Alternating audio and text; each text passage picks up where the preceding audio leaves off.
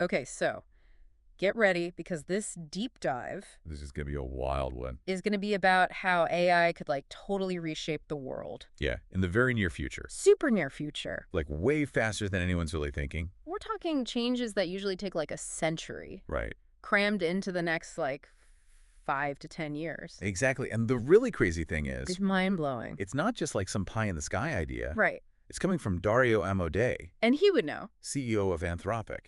Which, for anyone who's not totally up on their AI companies, Anthropic is... An AI safety company. They're all about safety. Yeah, so you'd think someone like him... You'd think he'd be like, whoa, slow down, everyone. all doom and gloom, right?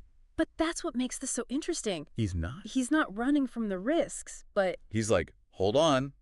There's this whole other side. he's got this infectious optimism about it. Yeah. He thinks most people just totally miss how good this could be. And he lays it all out in this excerpt from his essay, Machines of Loving Grace. So we're diving deep into that. We are. And he starts by talking about powerful AI. Okay, hold on. Stop right there. Powerful AI. What does he even mean by that? Right, because most people hear that and they think, like Terminator or something. Right, exactly. Robots taking over the world. Not quite. Mm. What he's talking about is So give me the Amodei definition. a system that's smarter than a Nobel Prize winner Okay, smarter than the smartest people on Earth. across the board. Mm-hmm. Like not just in one thing, but in basically everything. Biology, programming, writing, you name it. So like a whole country full of geniuses all in one computer. Basically. But here's the thing. He also says this AI can use computers to actually do stuff in the world, just like we do, only way faster, like 10 to 100 times faster. Okay, now that's what I'm talking about. Right. So imagine all that brain power focused on like solving climate change or curing cancer. What could we actually achieve? And that's where his thinking gets really interesting because he says, even with all that intelligence, there are still speed limits. Yeah. Wait, so even if the AI is super smart, it can't just do everything instantly? Nope. There are things that just take time, like running experiments, building hardware. It's like having a Ferrari stuck in a school zone. Exactly. It doesn't matter how fast the car can go if you're stuck. So what he's saying is just being smarter doesn't magically make everything happen instantly. And that leads him to this idea of marginal returns to intelligence. Okay, now you're just using big words to sound smart. No, but it's important. It's basically asking, given those real-world speed limits, how much does being smarter actually speed things up? Okay, I see. So like, how much faster can we actually cure cancer, even with super smart AI? And that's the question we're going to be exploring throughout this whole deep dive. Okay, so we've got these crazy smart AI systems. But they're stuck in the slow lane. Right, because of like real world stuff. Exactly. So where does that leave us? Can we actually make progress with those limitations? That's where Amodei gets really interesting. Okay, hit me with it. He says, get this. We could achieve a century's worth of progress. Wait, what? A century? Yeah, like 100 years of advancements. In 5 to 10 years. Exactly. He calls it the compressed 21st century. That's insane, but also kind of awesome. Right. And he's particularly excited about biology and healthcare. Makes sense. That's where a lot of the really big problems are. And he says a lot of the big breakthroughs, they come down to just a few key insights. Like aha moments. Yeah, like discovering a new tool or technique. And he thinks AI can help us have more of those aha moments. Way more. And faster. So instead of waiting decades for the next big thing. We could have it in a few years, maybe even sooner. It's like CRISPR, right? That was sitting around for years before someone realized what it could do. Exactly.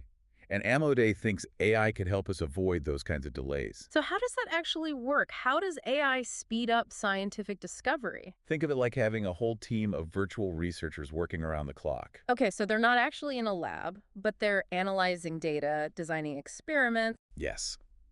And they're doing it way faster than any human could. So what could we actually achieve with that kind of power?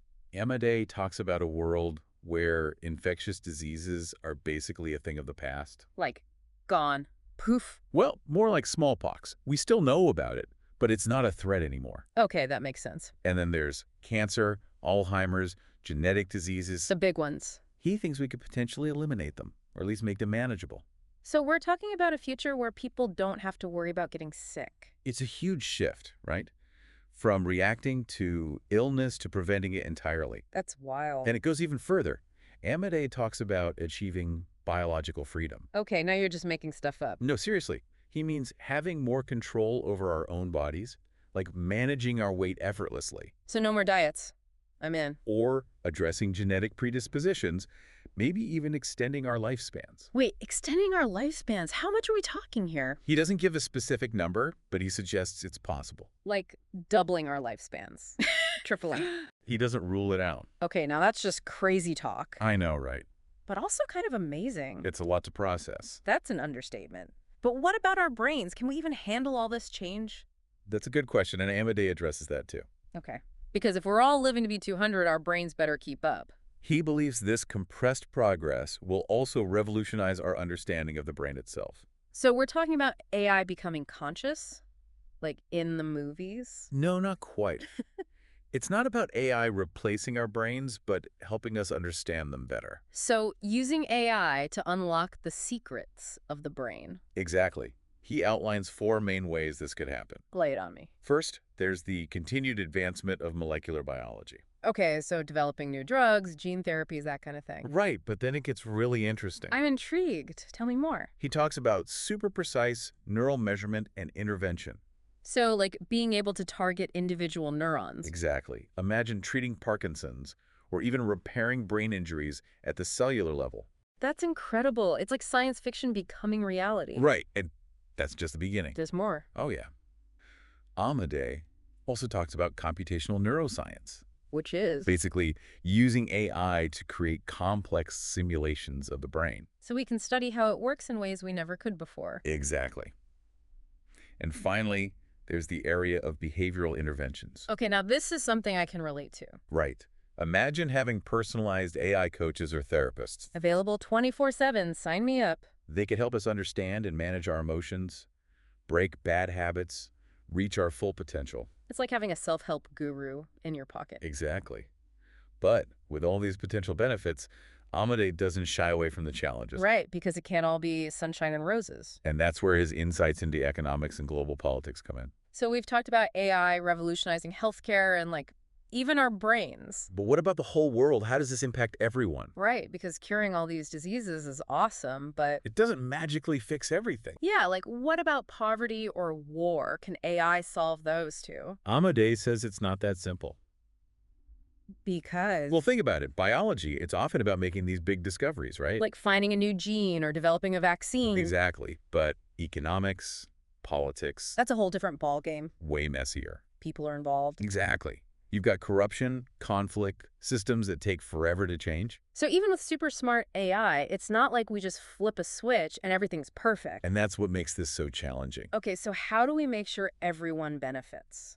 Amodei says we have to be really smart about it. Smart? How? Give me some specifics. Well, he points to things like eradicating smallpox. That was a big win for humanity. Right, and reducing poverty through development programs. So we know how to tackle these big problems. But AI adds a whole new layer of complexity. How so? Well, imagine if only the wealthy countries get these amazing AI-powered healthcare benefits. Talk about inequality. Right, and that could lead to more instability, even conflict. So it's not enough to just invent these amazing technologies. We have to make sure they're accessible to everyone. Otherwise, we're just creating a bigger divide. Exactly. Okay, so that's healthcare.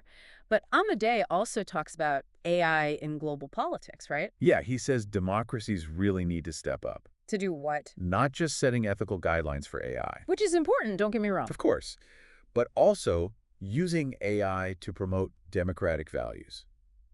Interesting. Like how? Well, he talks about creating a democratic entente. Sounds kind of fancy. What's that? Basically, democracies working together To do what? to develop AI responsibly, share its benefits, and kind of nudge the world in a more democratic direction. So using AI as a force for good in the world. Exactly. But that's a huge task. No doubt.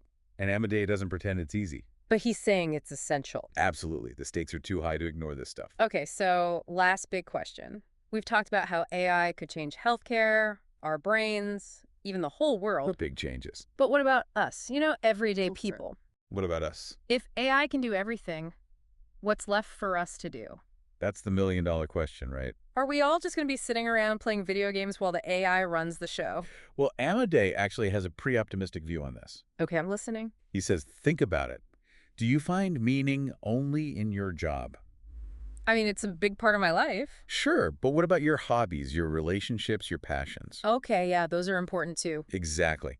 And Amodei thinks AI could free us up. To do more of the things we love. Exactly. He says we could have more time for creativity, for learning, for connecting with each other. So instead of being afraid of AI taking our jobs, we should be excited about the possibilities. That's Amodei's view. I like the way this guy thinks. Right. But he also acknowledges the economic realities. Because if we're not working, how do we make a living? Exactly. He talks about things like universal basic income. So everyone gets a paycheck, even if they're not working. It's one idea. But he also says we need to rethink our whole relationship with work and value. Because if a robot can do your job better and cheaper, what's the point of even having that job? It's a tough question, and there are no easy answers. So what's the takeaway here? Amodei's vision is challenging, but ultimately hopeful.